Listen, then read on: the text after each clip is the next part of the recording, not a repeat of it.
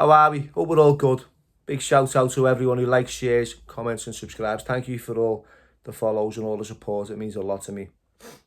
Okay, so I want to talk about Liverpool and the colourful characters that we have. Yeah? Whether you like them or not.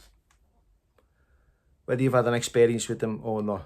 They're here. And it is what it is. Some of them have shared their story on platforms, been on podcasts, talked about their journey.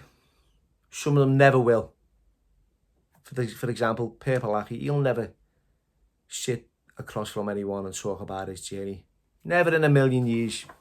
I don't care who you think you are, how big you are in the game, how many subscribers or followers or likes or shares or comments you have, you will never get him sitting across a table from you. Talking about how he's quite fond of squeezing muscles. Yeah.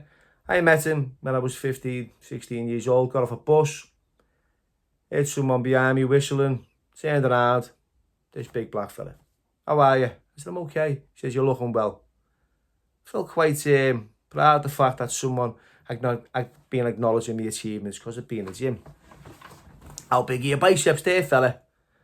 I said, about 15 inches. He came over, let's have a squeeze, sensed him. I'm like, that.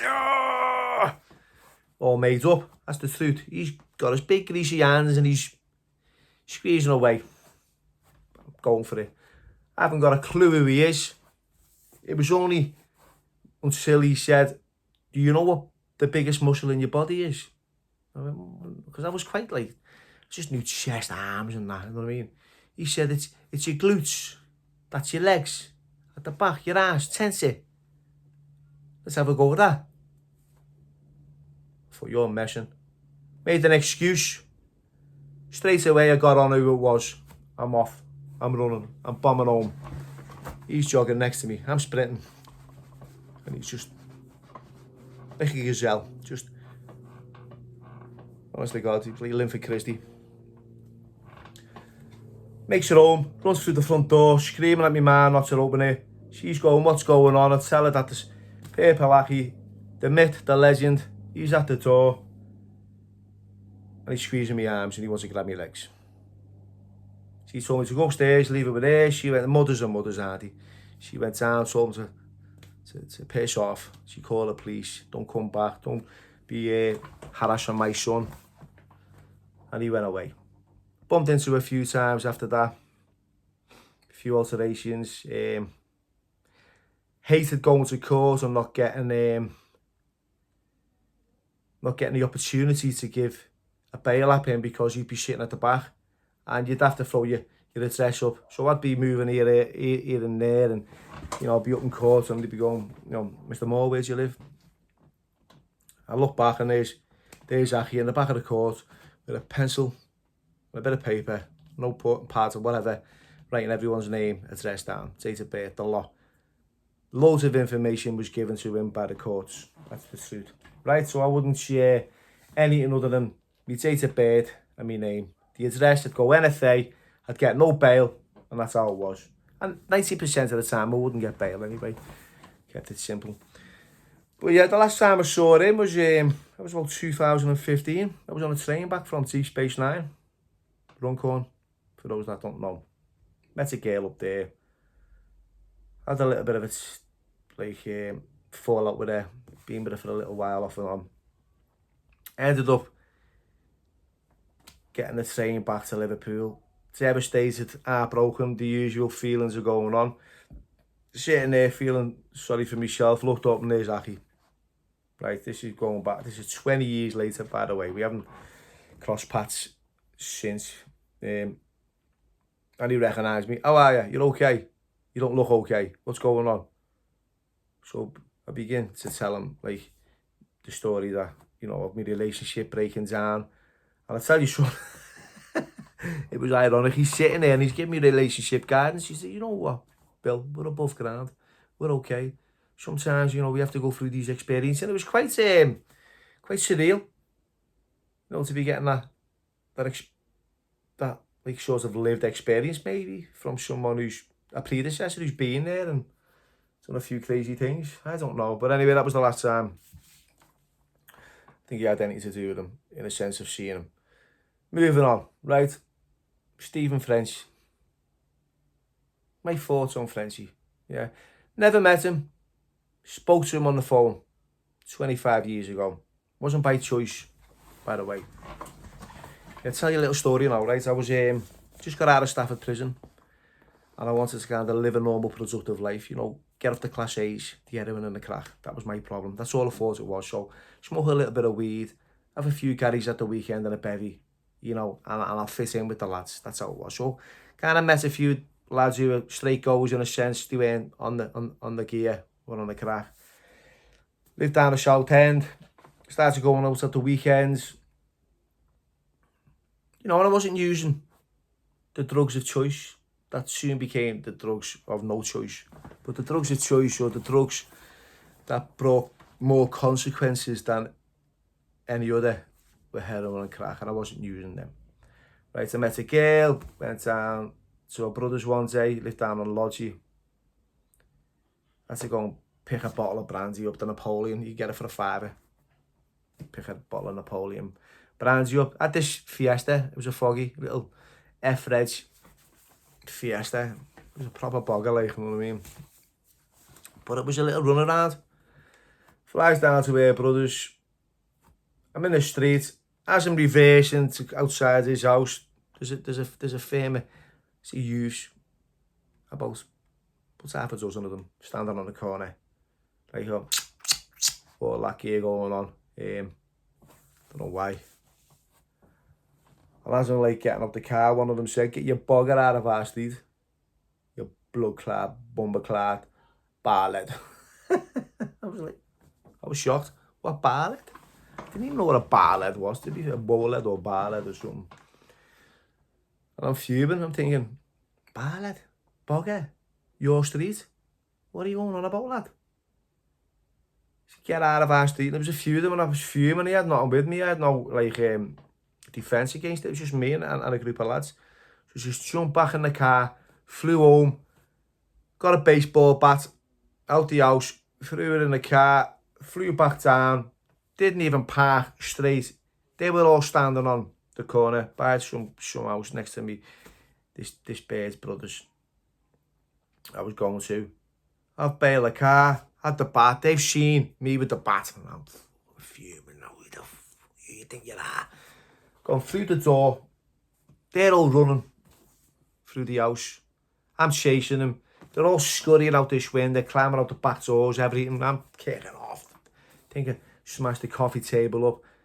The front doors being a little bit wrecked because I've had to kick the bottom bit in as they were shutting it. And they're all screaming.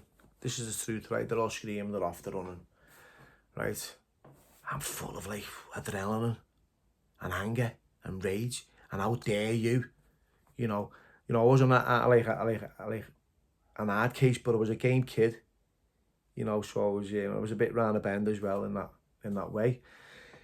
Gets back in the car, goes home, thinks nothing of it.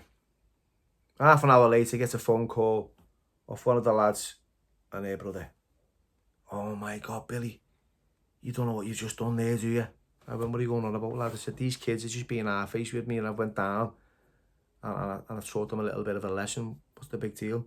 He went, "That's Frenchie's house, that's Frenchie's kid." I went, "Who the fuck is Frenchie?" "I tell you something now, I shit you not, I don't know. I didn't know who he was, I'd never heard of him." Now, you got to remember, I'd lived under a pavement stone, you know, of like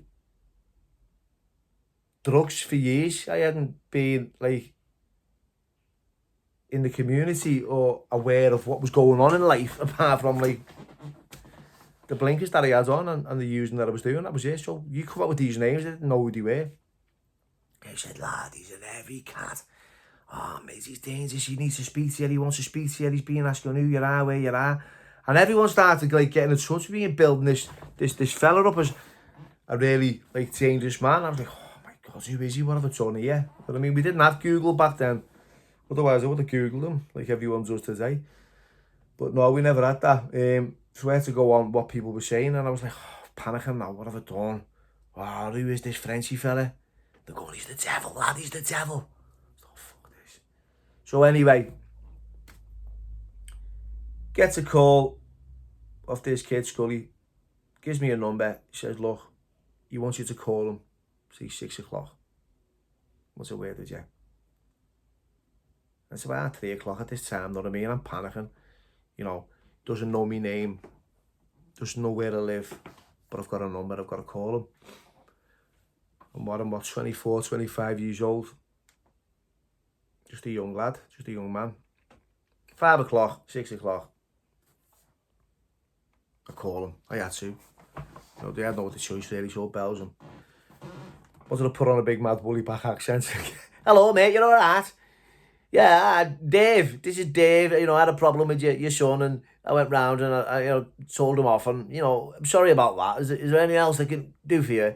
So I did, but I give him a black name, by the way. So that's in a Scouse accent. I can't remember what name I gave him, but I didn't want to tell him who it was anyway. And the first thing he said when I rung him, when he'd answered the phone, because I said, "Is there Stephen there, Frenchie?" And he went, he said, respect.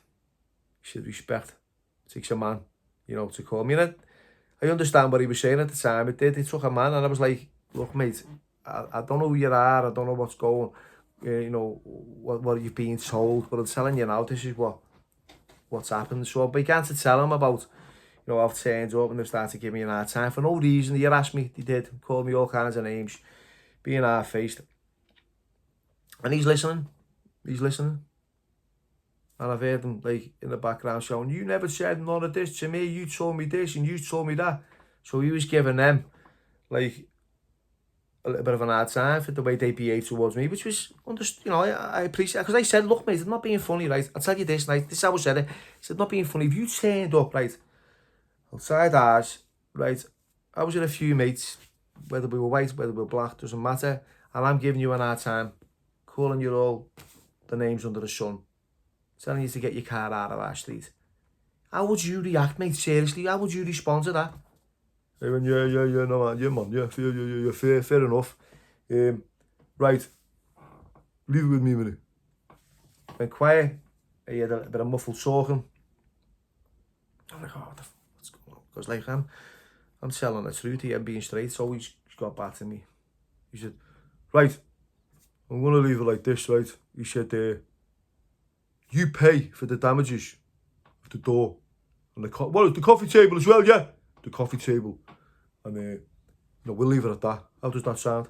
I went, mate, sound. Happy days. Thanks, appreciate it. And I you know, although I've never met him. That was the first time I spoke to him. I felt he was reasonable. Well, he was being reasonable in that way and understanding of the situation, which I felt was all fair. And he was leaving it to them to just give me a price for the door and the coffee table and call it a day. So the phone went dead. I had to give them a call the next day, get a valuation on the door and the coffee table. He hit me with $1,000. $1,000. For a council door, you having a laugh? And a coffee table that was like, it was shite. You're messing on you, mate. $1,000. I'm not giving you $1,000 for that. I was negotiating. I'm not giving you $1,000, no way. I was with this bird. He was like knocking out like 8-ball Rocky at the time. She gave me a couple of ounces. I said, just give them that, they'll be all right. So I did. I went down, give them 2 or 3 ounces, I think, and that was it. Shard. That was the only ever experience I've ever had with Frenchie. But yeah, you have got a lot of colourful characters in Liverpool. But yeah, for me, I was trying so hard to stay clean, you know, and for me, staying clean was keeping away from heroin and crack cocaine and going on the bevies and having a bit of Charlie and a few Garys at the weekend. You know, it doesn't work. There's one way or no way for me. Yeah, and that's abstinence. And I'll talk about abstinence. I know what abstinence is, but a few mad stories over the years. Sam Walker, right? I'll talk about him in another video, right? Okay, so I'll leave it there, thanks.